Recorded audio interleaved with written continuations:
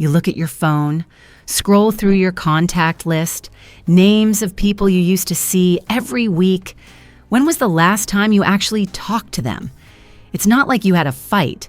There was no drama, no big fallout. The friendships just faded, and you feel it in your chest. That quiet loneliness no one talks about out loud, that thought at 3 p.m. on a Saturday, is anyone even thinking about me? This isn't a coincidence, and it's definitely not your fault.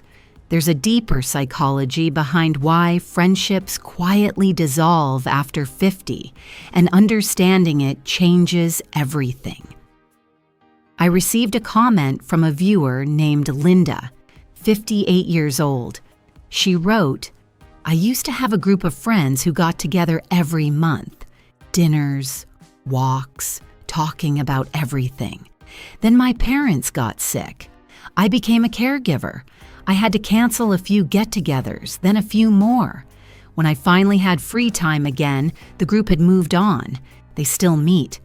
I'm not part of it anymore." Linda ended with, "I feel invisible, like I was erased and no one even noticed." If you've ever felt that way, you're not alone.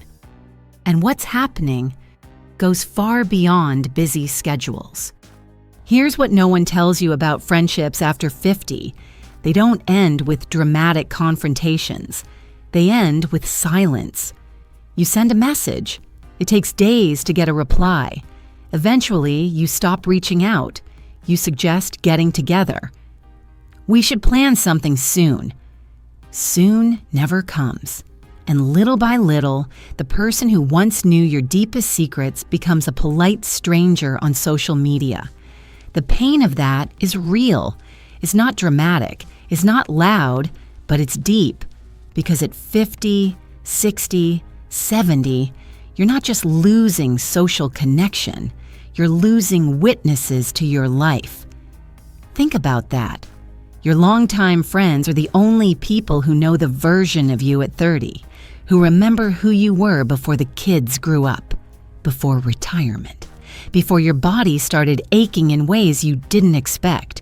When those friendships disappear, part of your story disappears with them. And here's the part that hurts the most. You blame yourself. I should have called more. I should have tried harder. Maybe I'm boring now. Maybe no one really cares. But this isn't just in your head. It's rooted in the psychological structure of how relationships function at different stages of life. And if you don't understand that, you'll keep feeling invisible without knowing why. So what does social psychology tell us about this? Researchers have studied friendship patterns across the lifespan, and they found something fascinating. Your friendships in your 20s and 30s were built on proximity and frequency. You saw those people at work, in your neighborhood, at your kids' activities, in the same social circles. You didn't have to work hard to maintain those friendships. Life kept putting you together. Psychologists call this passive proximity. You become friends because you repeatedly occupy the same physical space. But here's the problem. After 50, passive proximity disappears. Retirement means you no longer see coworkers every day. Kids grow up and move out. So the school events, soccer games, birthday parties that once connected you to other parents come to an end. Maybe you downsize to a smaller home or move to a different area. Maybe your friends move. And suddenly, those friendships that once felt automatic require intentional effort. You have to plan. You have to initiate. You have to maintain contact actively. And for many people, that feels heavy. It feels forced, so you don't do it. Here's where it gets even more complicated. Studies in the psychology of aging show that throughout midlife and into older adulthood, a shift occurs known as socioemotional selectivity. Basically, your brain recalibrates what you value in relationships. When you're young, you prioritize expanding your social network, meeting new people, building connections that can support your career, your goals, your social life. But as you age, your brain shifts gears. You don't want to know hundreds of people anymore. You want depth. You want connections that truly matter. Researchers at Stanford University have found that older adults naturally narrow their social circles. This isn't depression. This isn't isolation. It's an intentional shift, conscious or not, toward quality over quantity. But here's the inertia risk no one talks about. If you don't consciously replace passive proximity with intentional effort, you don't end up with deeper friendships. You end up alone. Because while your brain is prioritizing quality, life is removing the infrastructure that once supported your friendships. And if you don't build new structures, new rituals, new connection habits, loneliness doesn't just sit there, it spreads. Studies suggest that chronic loneliness affects your body in measurable ways. It increases systemic inflammation. It raises cortisol, your stress hormone. Research links prolonged social isolation to accelerated cognitive decline and even increased cardiovascular risk. It's not just emotional, it's biological.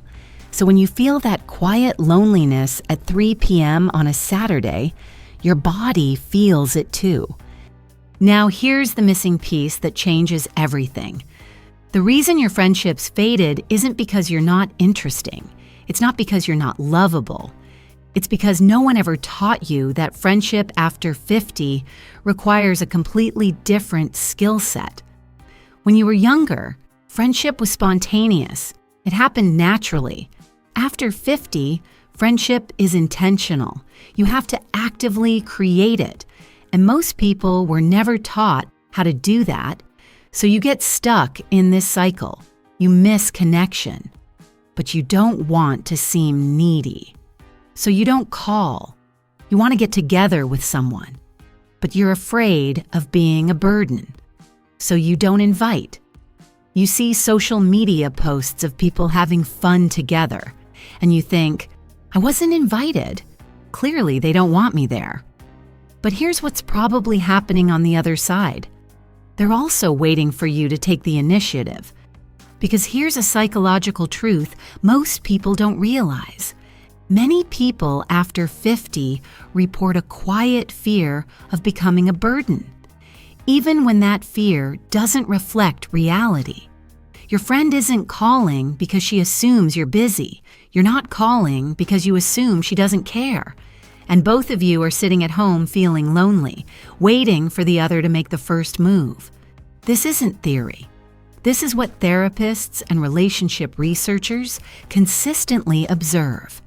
Psychologist Dr. Marisa Franco, who studies adult friendship, calls this the liking gap. Studies show that after social interactions, people consistently underestimate how much the other person liked them. You think, I probably talked too much. She seemed bored. She thinks, I probably talked too much. She seemed bored. You both walk away assuming the other doesn't want to get together again, when in reality, you both do. So what does that mean? It means you probably have friendships that can still be revived. You just have to stop waiting for perfect signals and start acting.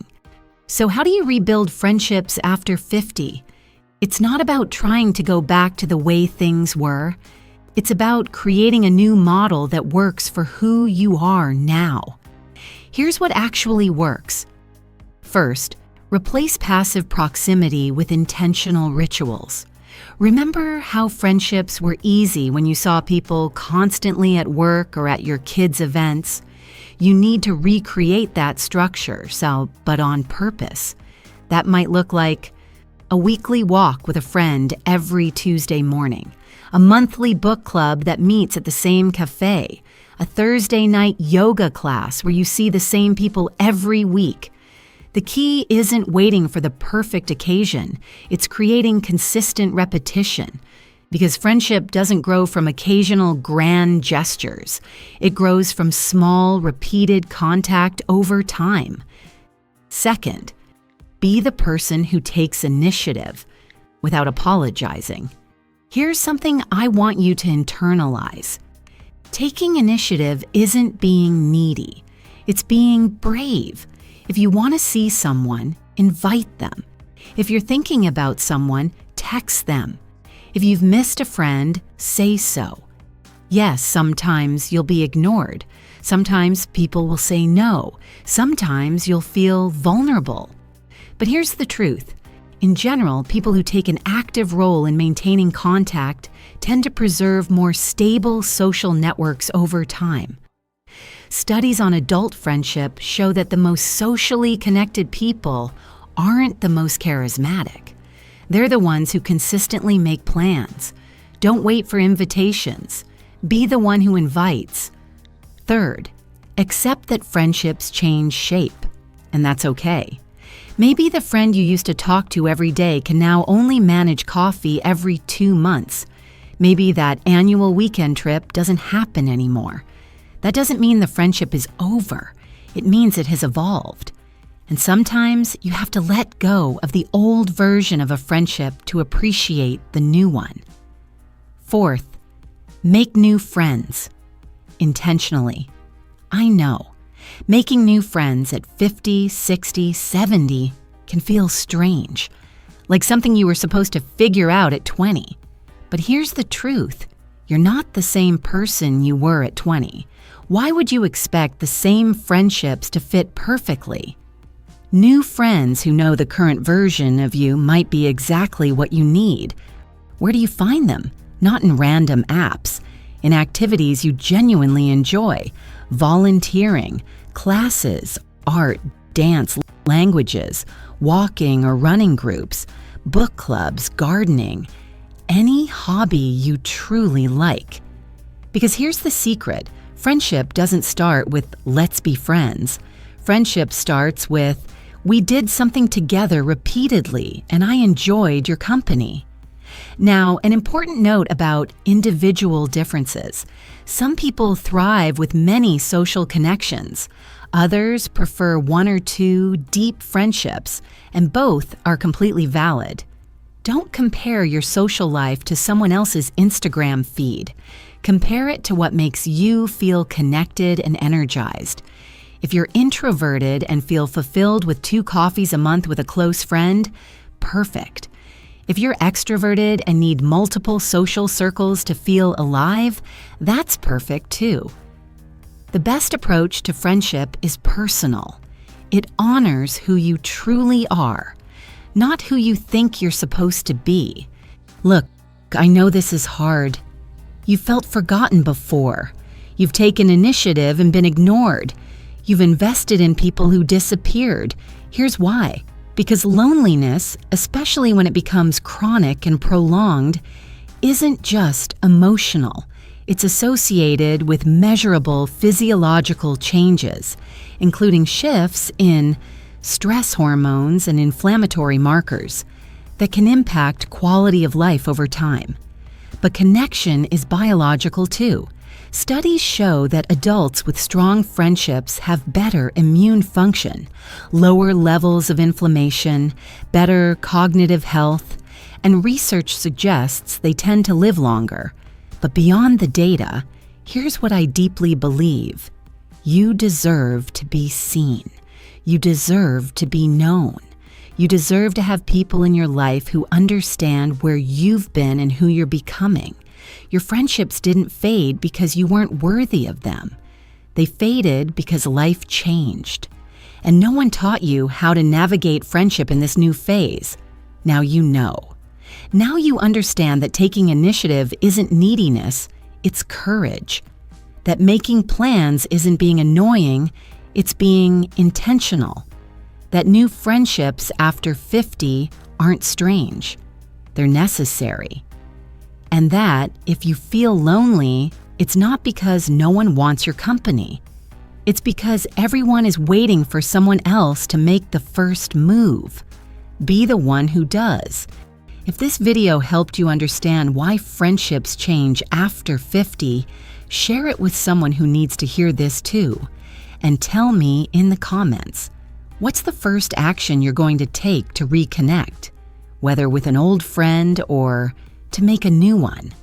Sometimes, starting is simply recognizing that you're not alone on this journey.